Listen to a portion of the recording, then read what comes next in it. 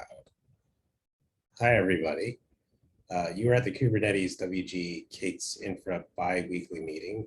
It is currently 1 p.m. Wednesday in my time zone, but happy current time at current day wherever you may be. We're all going to adhere to the Kubernetes Code of Conduct during this meeting, which means we're going to be our very best selves to each other.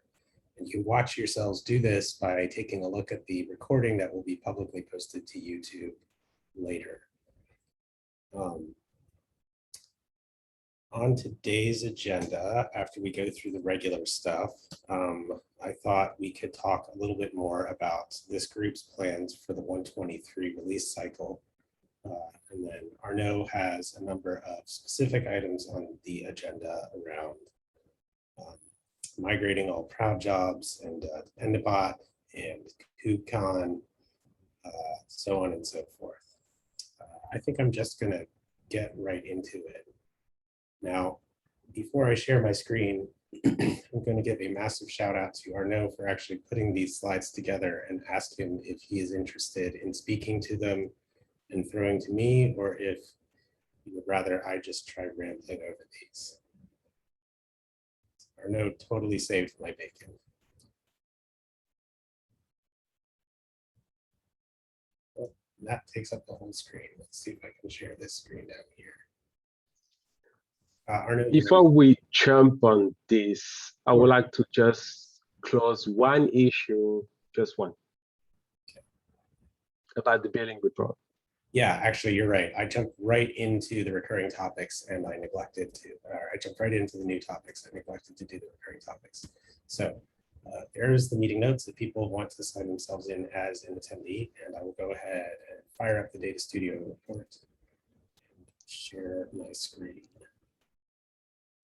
Share my window. Okay. Still loading. Let's just go to the next one.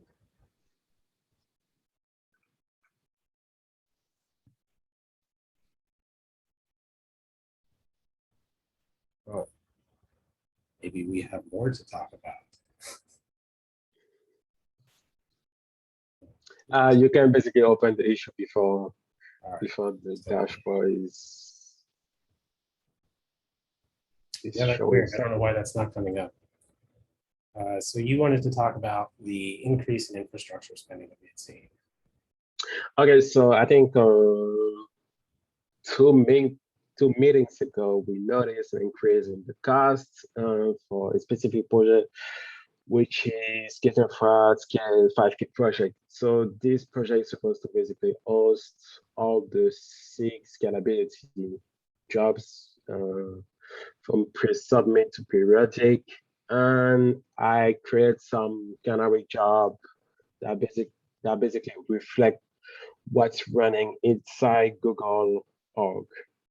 So I trigger a pre-submit of 5K nodes, but accidentally I basically caused a strand on the job because he failed to upload his log when the job was finished. So because it failed, the cluster was not shut down.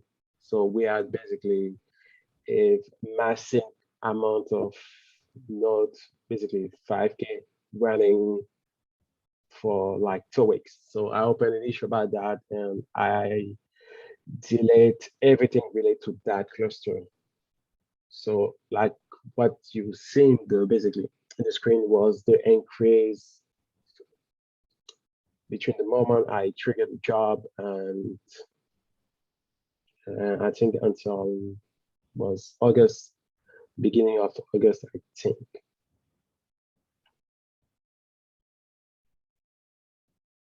And I'm currently filtering down just to that project that has the 5K scale thing. And if the query ever gets back to us, yeah. So, okay, so you can see basically between the moment I triggered the job and the moment I shut down the nodes, we have an increase of 4K.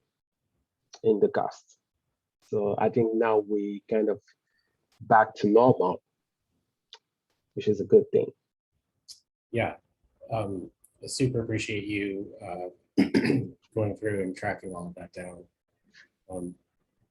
For what it's worth, I did a little bit of inspecting into like, hey, it seems like maybe this is the sort of thing we should have a janitor automatically clean up for us in case things get stuck. And at least as far as the code that I can find in test infra, there are actually multiple janitor scripts. It's unclear to me which of them still run, but the scalability project was excluded from both of them. And I think that's because it runs in a very fine-tuned, manually done schedule. And because the job takes so long to run to completion, it would be very frustrating if an actively running job was killed off in the middle of running. So, I mean, it's good that we have these reports so that we can catch this. I still wish there was some way that we could get notified if like we have too many VMs running, maybe just in this specific project for some extended period of time. There's some, I have a sneaking suspicion we could put together a Google Cloud monitoring alert for something like this. It'd have to be more than just a simple crossing a threshold, but crossing a threshold for an extended period of time. But maybe possible. Just want to add, most of the jobs using the scenario in test infra shut it down themselves. So it's like, even if the job is, I mean, if the job is failing but succeed to upload his logs, it will shut down itself. So, Yeah. but I think you're right. We should basically add an alert about like every week we check the number of nodes we have per project, so we can quickly identify if something is wrong. Yeah, and it's also worth noting that like this is a special case where it's pinned to a specific project. For all of the projects that get leased out of a pool managed by Boscos, whether or not the job cleans up after itself, whether or not it actually returns the project to Boscos, eventually Boscos will be like, that project is mine again. And it cleans the project by running a janitor script before reintroducing it back into the pool. So the majority of jobs don't have this problem, but it is something we'll want to keep track of for special cases like scalability. So yeah, if I look at sort of this graph down here, it's, we do have sort of some amount of overhead, but it is significantly better than it used to be. So really appreciate you tracking that down on that. And I will speak closer to the laptop so that wasn't just a big fat mumble. Okay, so stop sharing this window unless there are any other questions about the billing report. Okay. Then try share this window.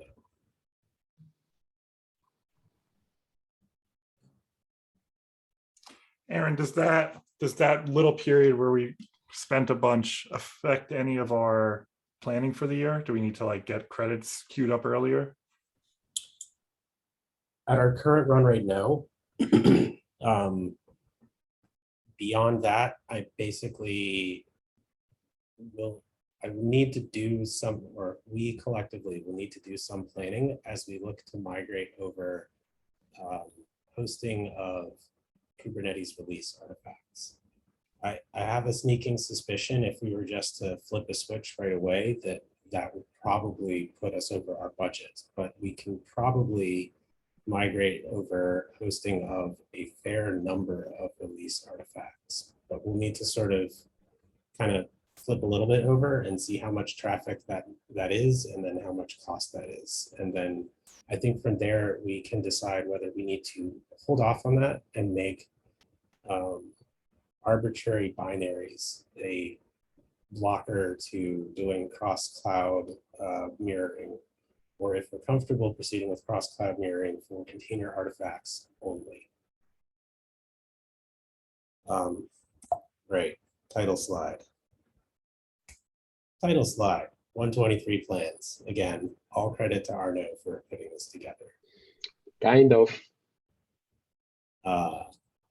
So I kind of rambled about this earlier, but now there's a slide that has this. And essentially, the first big ticket item for this working group is for this working group to become a SIG. There have been a number of questions raised over the permanence of some of the code and policies that this working group currently manages. And it seemed like making it a SIG was the best path forward to remove that doubt that, like, once in a typical model, a working group disbands once the work is done. The work in our case is to finish migrating everything out of google.com to someplace the community can control. And at the moment, that place is the Kubernetes.io GCP org. And we're still in the middle of doing that, which is why the working group hasn't disbanded. But once it would disband, who would own all of the like lovely bash and YAML and other things? So it seemed like making this a SIG explicitly kind of answers that question. It also provides us the opportunity to break up our organizer role into chair and tech lead roles. And so I proposed that, or we proposed that Arnaud and Dims would be the chairs of this new SIG, and then myself and Tim Hawken would be the tech leads of this new SIG. Steering, last I checked earlier this morning, steering has raised a couple questions around the ambiguity of shared ownership of things. For example, there are like SIGs that own the code, but who owns the running of the thing? And I think there are other things where like we might have written the code, but who owns the policy for the configuration of the thing? So an example for that last one would be the groups reconciler.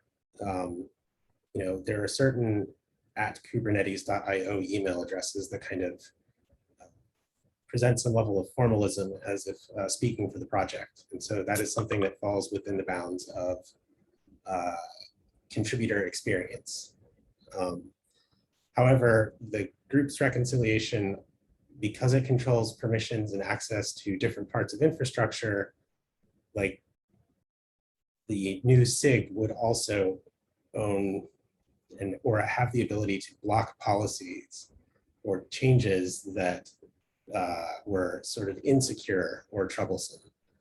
And so I see this kind of evolving in the same way that SIG testing kind of like owned the running of Prow, but all of the individual SIGs were responsible for like their jobs and their job configuration and whatever plugins were needed for their repos and their subprojects to do their thing. But SIG testing still reserved like the right to block any change if it was unhealthy for the good of the project, if it was causing things to crash, if it was causing rate limits or quotas to be hit. Somebody needs to be there to pull the fire alarm and do what is needed to make sure that we recover back to a functional state. And so I envision something similar happening with this SIG, where in general, if you want to run the code that you wrote, you should be responsible for supporting that code because you have the domain expertise for it. And in general, we would love to own and craft less policy, but there may be areas where we need to kind of co-own that policy or be an escalation point of last resort for responsiveness. So hopefully by the next time we meet, we will be a SIG, but I'm going to continue to work through that with the other organizers of this working group, the other stakeholder SIG leads and chairs, and the steering committee.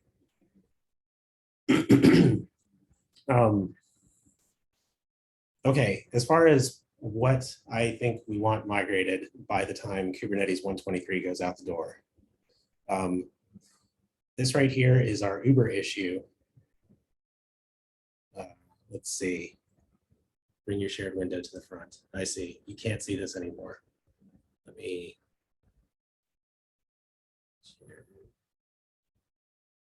Okay, this is our Uber issue that basically tracks the mission of the working group. Up top are the known Google Cloud projects that contain actual infrastructure and are sort of the heavier lifts. Next, you have Google Cloud projects that are used to host images that are either run as part of CI or involved in end-to-end testing in some way. Then you have a whole laundry list of projects that are like pinned to specific jobs, much like the scalability job had its own project. There are a number of other projects that seem to be pinned to these. So going from the bottom up, I think it's kind of the responsibility of the SIGs that own the jobs that use these special purpose projects to figure out if they still need these special purpose projects. Like, do they still care about this job? If they do, what is special about the project that the job is using? And then let's get an appropriately configured special purpose project provisioned over in K8s Infra land. But this is kind of the long tail of things. We want to go for the higher impact things. So Google Containers is the project that hosts all of the release artifacts, both for, it also used to host all of the CI artifacts, but we completed migration of all the CI artifacts last release cycle. So as I mentioned earlier, I anticipate that hosting of the release artifacts is going to be a pretty big bang for buck type of thing, but it's also going to result in a lot of spend. So roughly what we need to figure out to do here is how exactly we want to sync between the community hosted or the community owned location for artifacts and the Google hosted location for artifacts. Determine whether we want to do the same sort of like geo replication from different buckets in different regions. For those of you who aren't familiar, there's a bucket in Europe and a bucket in Asia that's mirrored to right now for the google.com hosted artifacts. But by far the majority of the traffic is being served out of the US bucket. So like for me, I'm kind of questioning whether that additional complexity is actually providing us cost savings or not. And then similar to how we had to go make a bunch of changes across the project to get rid of the hard-coded Kubernetes release dev bucket, we want to do the same thing for the Kubernetes release bucket. And as much as possible, if subprojects or scripts or whatever are fetching release artifacts via an HTTP-based tool like Perl or wget, we'll change them to use dl.k8s.io, which is then something we can gradually flip pattern matched URIs over to the community hosted bucket. So we could do this by choosing like just to migrate the Kubernetes release artifacts, or we could choose to migrate all of the other artifacts that live in this bucket. There are things like CSI, CNI, and a number of other random things that live in this bucket that appear to be critical to the release of Kubernetes. We could also alternatively try to like flip over specific releases as we start to figure out, you know, which versions of Kubernetes are receiving the most traffic. We could sort of prioritize or order what we shift over that way. So I anticipate that we can shift over some, but not all traffic by encouraging the project to use dl.k8s.io and then being very choosy about what we flip over and what will keep us under budget. Okay, stop sharing that window and go back to the presentation. Any questions? Well, I already feel like I've gone off script. So any questions so far? I've basically just small adjustment about everything you say until now. Okay. So the first thing about migrate the Google project is I don't think we need to migrate everything. So we basically need to identify what need to be really migrate, because I see basically a lot of job failing using special projects so over like 3 months. So I think we should not migrate them. But I'm not sure if we as K8s Infra have the ultimate power to make that call, because I think that should be SIG testing. I agree with the first part. Whether or not it is SIG testing's call, I'm less sure because speaking with my SIG testing chair hat on, like we don't write your jobs. So we don't necessarily define, like we don't know what your thing is. We don't know how it works. So we don't know necessarily what the best set of tests are to ensure that it's well tested. But yes, I would say either SIG testing or this group in the name of like resource preservation and noise reduction. If your job has been continuously failing for over 90 days, it sure seems like you don't have the people around to pay attention to it. And noisy or failing signal, at least in my opinion, is worse than no signal whatsoever. And we can find ways to jail those jobs. We could just delete them because that's what source control is for. We could find ways to, by jailing, I mean like running them on a significantly reduced frequency and moving them to some like different dashboard or different place that gets less attention. But by and large, I would prefer that decision making of like, what are the set of jobs that are critical for you, SIG, foo, to do your job. I'd rather SIG foo make that decision, but I definitely want the first question to be like, do you still need this job? It seems like you haven't been paying attention. Because yes, I'd rather like avoid migrating what we don't have to migrate in the first place.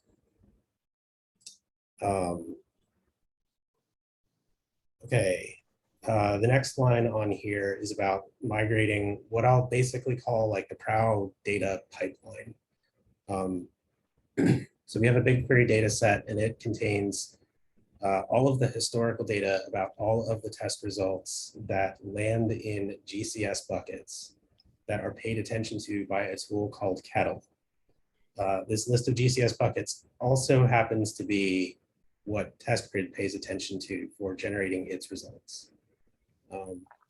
We've ended up in this weird place where like the list of buckets there are not 100% entirely populated by the Kubernetes project. We have other like friends of Kubernetes who write things there or write things to buckets that they own and have been configured for us to pick up. So like OpenShift, big user of TestGrid. JetStack also uses TestGrid. I think there's kind of a question about whether it makes sense for us to be collecting that level of data for those projects. Because I'm not sure that they're really getting much value out of a BigQuery data set. But the Kubernetes project does. We use that data set to populate go.k8s.io/triage. And we use that data set to collect sort of metrics about the health of the jobs that we run. So for example, there's a list of criteria for what it takes for a job to be release blocking, such as how frequently it's run, how long it takes to run, what its flake rate is, what its failure rate is, things of that nature. We can measure all that. We as a community have not gotten as far as like automatically having a bot like enforce presence in release blocking or not based on these metrics, but that's the dream. And we basically should start doing the same thing for our merge blocking jobs too, because I personally kind of find it a little ridiculous that opening a pull request then means you get to wait for 90 minutes to 2 hours for the tests to finish running. So I'd like to be able to say we have hard data on which pre-submits are like the least effective for providing fast signal, fast feedback, et cetera, et cetera. And so in order to do that, we need to make sure that that data pipeline continues to stay up and running. And as some of you are aware, it's not up and running right now because the thing that's responsible for scraping GCS and dumping the results into BigQuery called Kettle is down. And the problem is because the BigQuery data set that it writes to lives within Google, there's really nobody but a few overburdened Googlers who have the time or capacity to troubleshoot it. And I've heard community members say they would love to help out. We just need to get to a point where they can help out. So what remains to be done to get to that point is to migrate the BigQuery data set into which all of this data is written, and then to get Kettle, the tool, to run in a community-owned cluster. I see Ben has his hand up at this point, so I will throw it in. I do really think we should move this and that it will help, but if someone wants to look at Kettle being down right now, the relevant logs are in the issue, and also the approach. I just haven't had time to implement anything or attempt deploying it because something else keeps being more important. The change needs to be made should be relatively straightforward in the public source code. So this is important. We should move it. But also, if you'd like to see that data running again sooner than that, there shouldn't be any real blockers. It's deployed by automation, and the source code's public, obviously. I'll caveat that I think it is deployed by automation, but bouncing it when it hangs is still something a human has to do. And it does hang. I can't hear you. Oh, there, say that again. That is a lot lower time commitment on our end, though.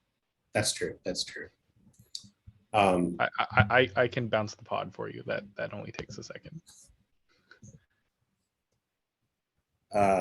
So by moving the whole data pipeline over to community-owned infrastructure, we can also do fun stuff like say that if you are part of the PROW viewers group or like the PROW on-call group, and you are interested in writing your own queries to run against this data set to maybe come up with your own version of what project health looks like or what CI signal looks like, you are empowered to do so. You're actually empowered to do so today because this data set is publicly accessible and publicly readable. You just have to build the compute time that you use to run that query against your own Google Cloud projects, which I do with my free tier projects on my personal account. But that seems to weird some people out. The next major thing is, so the slide here says staging PROW handles K8s IO jobs. Yeah, I think I still agree with that. The big picture thing is prow.k8s.io becomes fully owned by the community. So that means it runs on community hardware or infrastructure, and community members are on call for it. On call is a scary word. So to be clear, what on call is right now is best effort during working hours only, during Pacific time zone, since that's where all of the current Googlers who have access to this live. So I don't think we're looking to necessarily increase the rigor of level of support that we expect. But theoretically, there are more community members in a wide variety of time zones, as this meeting demonstrates, and we could get closer to having community members sort of best effort during their local time zone. I see Arno has his hand up. I just want to say, basically, I made a typo in the slide, but the idea here is to basically be able to define a transition plan for pro.k8s.io. Yes, yes, we're in violent agreement there. Like that's what the big picture is, but these are the steps that help us get there. So we've the staging PROW instance that Arno has been putting up and I've been helping review, is helping us uncover a lot of the questions about what permissions are required to view all the same things and access all the same things that prow.k8s.io does. And what would it look like to have this run jobs on the community build clusters? And then I think there's basically we'll need to come to a fork in the road. We'll need to decide as a community whether we are willing to accept full downtime for a little while as we shut prow.k8s.io down and then bring everything up on the community owned PROW instance and make the staging PROW instance the real PROW instance. The other approach is to figure out how to kind of shift jobs over to the staging PROW instance and gradually make that the authoritative PROW instance for the community. The the blocker I see, or like the way I'm thinking about this is there are still a ton of jobs that run on a google.com owned build cluster. As we said earlier, it's not clear to me that all of those jobs are necessary for the Kubernetes project. I don't think all of those need to come over, but we need to decide if we were to move prow.k8s.io over to the community, would we still be scheduling jobs over in that google.com build cluster, or would we also be scheduling all of those on the community-owned build cluster? Because I don't think we want to pay money for all those jobs until we've decided which ones are actually important and worthwhile. Right now, that's been really easy because it's very clear which jobs are merge blocking and release blocking for Kubernetes. But as we look at the wider set of jobs, it becomes a fuzzier, murkier question. Any questions there? Or no, your hand is still, or it is up again. I'm sorry. Just want to say I need help about K8s Infra Pro because everything's set up, but the job thing to run on the build cluster, and I don't know why. I basically have an issue. Oh, sorry. I thought I copied the issue, but I just copied the text. So if anyone is interested to basically look at the issue, I basically spend time investigate K8s Infra Pro, but I don't see any log mentioning an error or basically a failure in one of the components of Pro. So I basically gave up on investigating. So now I'm looking for help. Okay. That's good to know. I'm kind of, excuse me, I am personally heads down elsewhere, but you may be able to get somebody from Test Infra on call. I think that's Cole right now to maybe help you troubleshoot a little bit. Okay.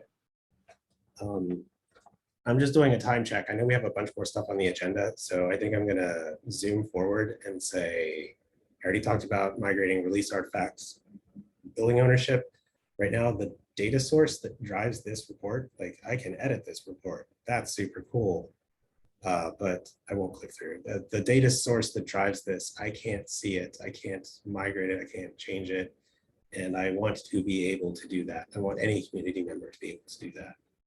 So we got to work on that a little bit, because then we can start talking about making this billing report like more granular, like maybe per namespace billing, or working out how we would bill usage of a given SIGs set of jobs, things of that nature.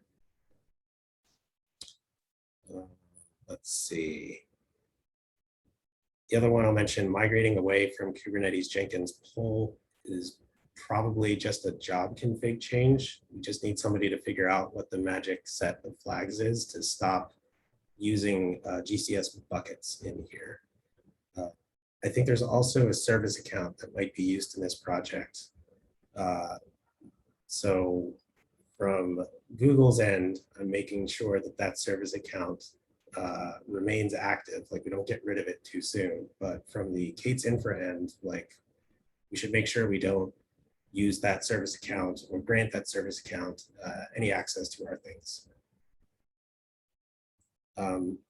Looking ahead to 124 and next year, we need to make more effective use of the credits that we have. So look at getting discounts for committed use. Look at starting to set up budgeting and alerting. My dream vision is each SIG gets a budget and they can do with that budget what they will. Who's responsible for setting up that budget is probably a big unknown question. And I would say we need input from steering and the rest of the project in that process, or no? I'm not sure is the thing we want to do because we maybe have the risk to create friction between us and the other SIG, or between steering us and the other SIG, because we want, by basically having budget and alert per SIG, you flag them on how they consume the budget. So I feel like this is not a conversation we need to have for next year. until we are able to basically optimize the cost of the community infra. I think that's fair. I think it would still be worthwhile to be able to at least bucket these like shard costs out to different buckets. So before we start like enforcing things, let's notice if one of these buckets seems to have like an unusual amount of usage, or its historical usage suddenly changes over time. Like we already did this with the scalability job, but that was real easy because it was real obvious because that project had scale in the name, like which SIG that was. Or like if a SIG was to set up a new job that runs super frequently and consumes a ton of resources, it might be slightly more difficult for us to find that if it happened to spread its load all across a bunch of different Boscos projects.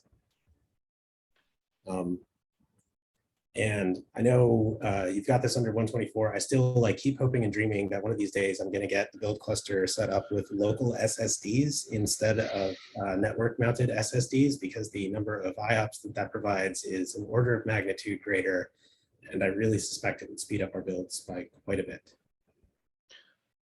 I just put that in 124 because about bandwidth we have right now. So I felt like yeah, totally. And before we split, I have like one request on the slide 3.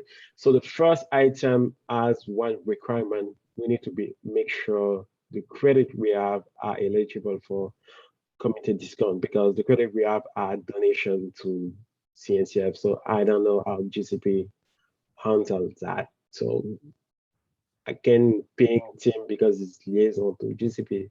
But if you can have an internal conversation. I will ping Tim as I am able, but I also would have to end up deferring to Tim for this. Okay. Then looking ahead sort of to the end of next year, by that time, Prow is all community owned. So all the jobs and the service cluster and everything. And no more Debians and RPMs living on google.com infrastructure either. Basically, by the end of next year, this working group's mission should be complete. There should be no more stuff running exclusively on google.com infrastructure. That's exciting. Yeah. I don't know if I'm like being like really optimistic or leaning too far forward, but that feels really, really doable today in a way that it didn't, I don't know, just a couple months ago. I feel like we've been making really great progress.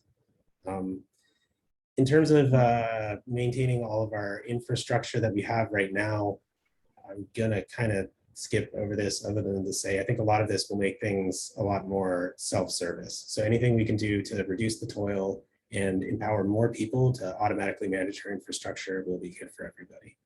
I'm going to stop my share there and ask if there are any questions. Before we have questions, just want to say the last slide, anyone can work on that, especially the validation configuration change. If you are, I will flag them as help wanted, but some of them are really straightforward. So if anyone's interested to work on this, I can basically guide them or drive them over those issues. Cool. I'm gonna punt the question on flipping all Prow jobs. Do we need a deadline? Just because I think we need to save that for a larger discussion on Prow migration. And let's see. So Arnaud, you have a question about enabling Dependabot for groups. Do you want to talk to that? Yes, this is a practice done by SIG relays and by other open source projects I saw on GitHub. Basically, Dependabot is a set of tools that basically automatically bump the Golang modules and all the dependencies you have. So I say for the groups we have very old dependencies about Go. So I don't know if we can basically have a weekly job that check and upgrade those dependencies. And I'm aware we need more testing and tooling around tests before we do that. Yeah, I was gonna say like. Honestly, it's kind of anti-Go. Go's whole thing with the minimum version selection is sort of like use the version you need, not just the latest shiny thing for no reason. It also creates a lot of noise because it pushes directly to the repo. Not a big fan of that. And it enables on forks, which can be problematic. So I don't know that I would rush right into Dependabot. I've definitely had some issues with it. It seems like a cool tool. I think there are languages where it makes sense. I'm not sure the Go ecosystem is one. Kubernetes repos example is two. We don't just like upgrade every dependency constantly. Usually there's some justification, like it fixes a bug or a security issue.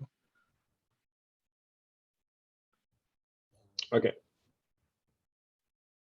I don't know. It could be cool. I think you hit the nail on the head though. Like I would feel way more comfortable if we had more test coverage on it. Right now, we have mostly policy type tests. We don't really have a lot of great unit tests. I have this sneaking suspicion the code base needs to be refactored a little bit to allow some more mocking of some of the services.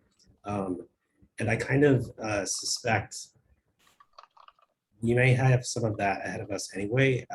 I question if this is scalable and reliable enough to handle syncing like all of the Kubernetes mailing lists, for example. There's a hope and a dream to make us manage everything that we currently use Google Groups for. So we don't like accidentally lose ownership of groups, and we can keep better. We have API access to this stuff. I don't know. I'm open to an experiment, but I think I want to see more test coverage first, is my TLDR. Next thing. Okay, I'm gonna skip because I feel like I see another question in the meeting now, so I'm gonna skip the KubeCon meeting grid and also skip the infra report. But just last thing I want to inform is I'm acting as liaison with the election committee staff because they want to run Elector, which is basically an application built to run election. So I will open an issue about this today. I will start to have conversation with the committee election. The one thing I want to tell to basically Aaron is I'm going to run this on a dedicated project because run it in AAA is very risky. We have bot scanning AAA. Sorry, could you say that last part again? So I'm just saying I'm gonna run Elector on a dedicated project because I don't think we should run it on AAA right now. I have zero problems with that. Okay. I don't know. I'm a little net uncomfortable with like trying this thing out for the first time ever for the Kubernetes steering election, but we'll see what happens. It'll be an interesting bumpy ride. Okay, you said you wanted to skip the K8s Infra report. Yep, and basically KubeCon segment and grid and leave other people. Okay. Hippie, question about service count and role binding. I'm gonna delegate that. Probably Caleb. Yep. So I'm in need of a role binding for a service account in the II Sandbox project to have access to bucket in the public PII project in GCP. Okay. And this will allow us to get the up-to-date logs from all of the traffic coming in, grabbing artifacts from the infra and allow us to get a dashboard eventually with up-to-date things. But I'm in need of the role binding merge so I can run the pipeline once more. Sure.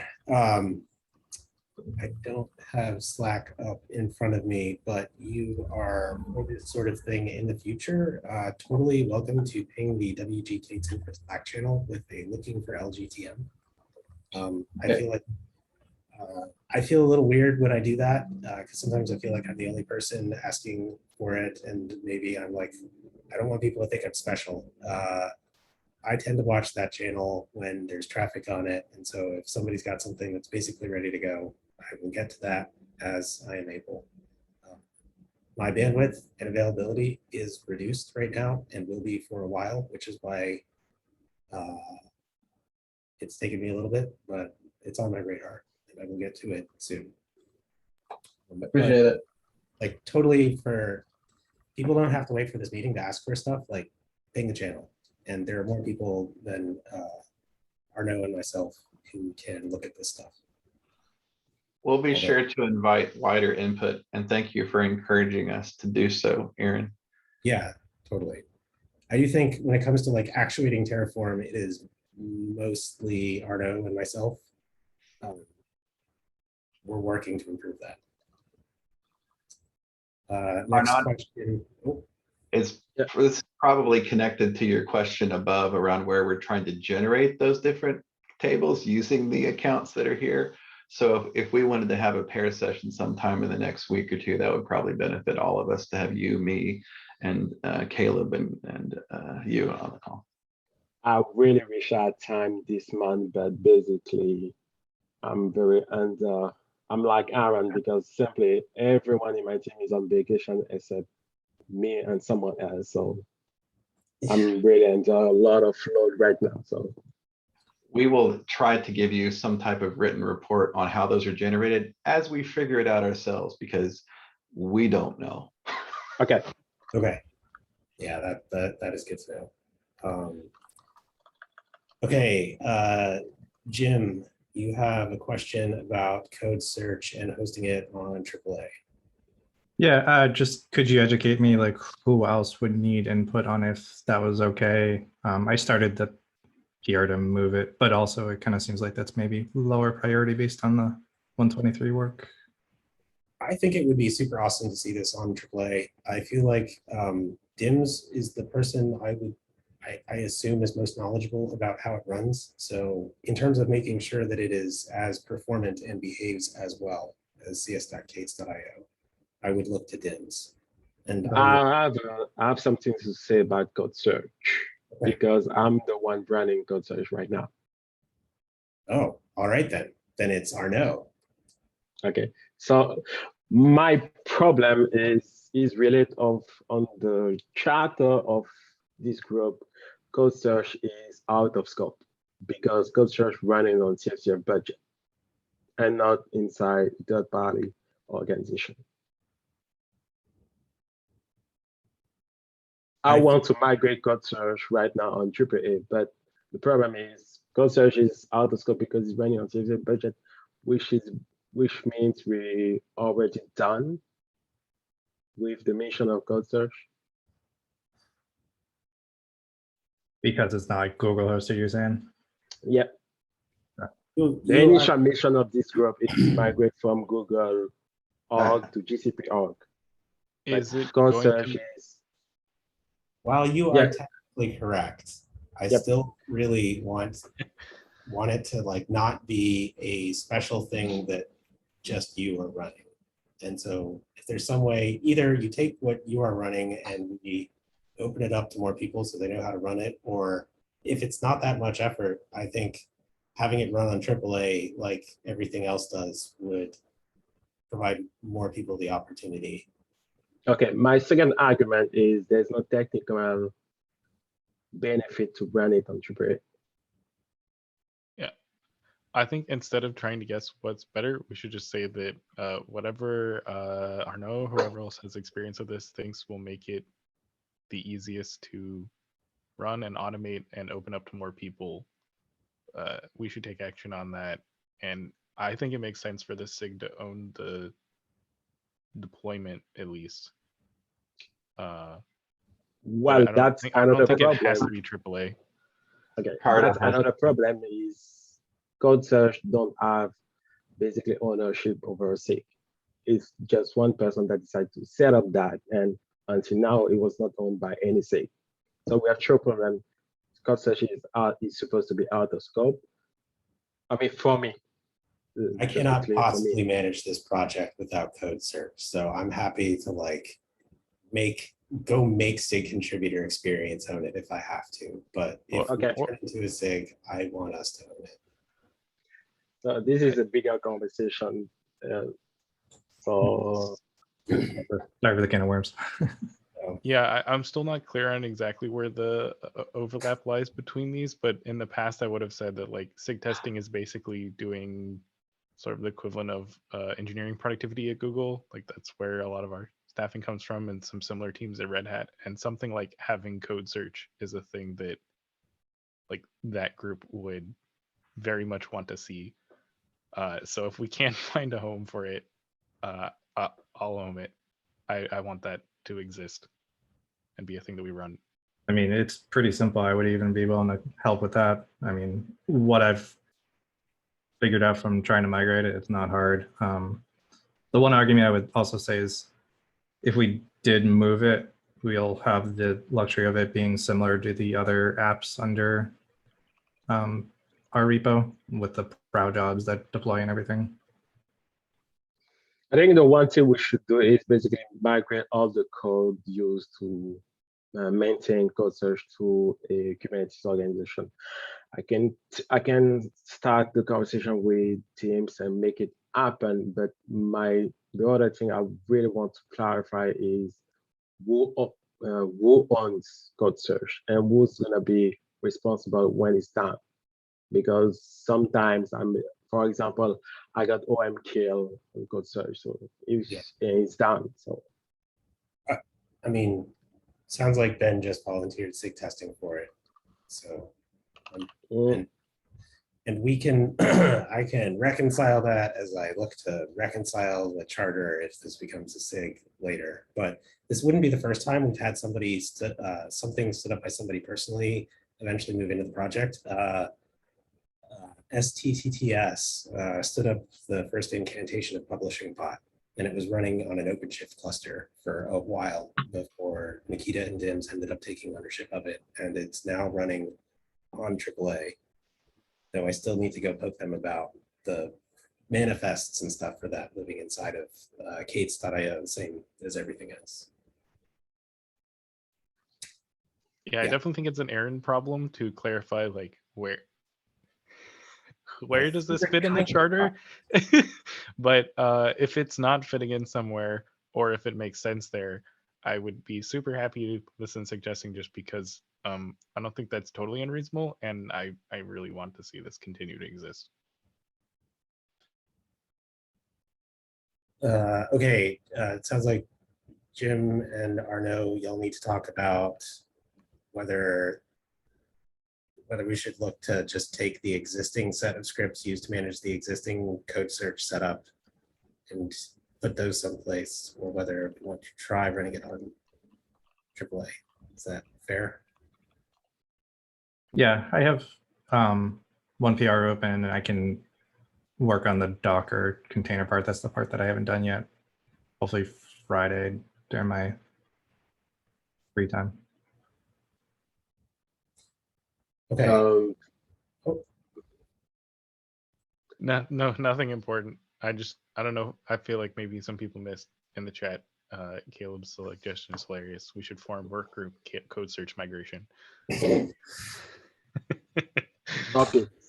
I'm sure we can get funding for it, and we'll have like a year-long plan, if not 2 years. I think it'll be good. So just to clarify with Ben, code search is actually funded. There's no issue about funding. It will still exist until basically CNCF decide otherwise. So oh no, we'll just be doing SIG migration. Okay. Okay, we are at time. I saw Jing added something at the bottom of the agenda about CSI. Yes, proxy right. My answer is the same as last time. I still don't know how this works, and I pinged on the issue for folks from release engineering to see if they have any more insight into how this works. Do you have any new information on how this works? I don't know. So I tried like ping Justin. He seems dead for K8s, but he's not responding, and I don't know. Yes, I have the same problem. So I saw that there's something in the Kubernetes release repository that seems to use a very similar file format, but it is not clear to me whether that is actually used or whether there's something else that actually uses this. That's file, like the PR I changed, right? I feel is what will do not do anything. So someone still need to manually I think kind of run some commands to promote. It's mostly for information. Super quick note: if you're trying to get Justin's help, and you're pinging him on GitHub or Slack, and you're a Googler, or you use the Google Chat tool, you'll find a much easier time pinging his work chat. He's very responsive there, just not quite so much on Slack and GitHub. Might try that. Oh, okay, sure. I'll ping. if I can't reach him that way, the next step would be a conversation with the release engineering team to see who they would be comfortable with doing this promotion manually. Because I can read the manifests and I understand the gsutil cp command that I would have to craft to make this happen. But we really, really, really don't want humans manually touching the K8s artifacts prod bucket. So I just, yeah, we just need to figure out from between release engineering or Justin, like what is the tool that consumes this, who runs it, how do they run it, and go forward from there. I have not gotten responses from the people I reached out to. And my bandwidth, as I said earlier, my bandwidth is not great. I will get to it as I am able to. Hopefully we can get this. Okay. Thank you for showing up again. Sure. Let me ping Justin too, and if I find out some information, I'll also share here. All right, awesome. Okay, thanks to everybody who stuck around long. I apologize we went long, but it was great to see you all. And I look forward to seeing you all again in 2 weeks' time at WG or SIG something K8s Infra bi-weekly meeting. Sounds good. Thank you. Happy Wednesday. Happy Wednesday.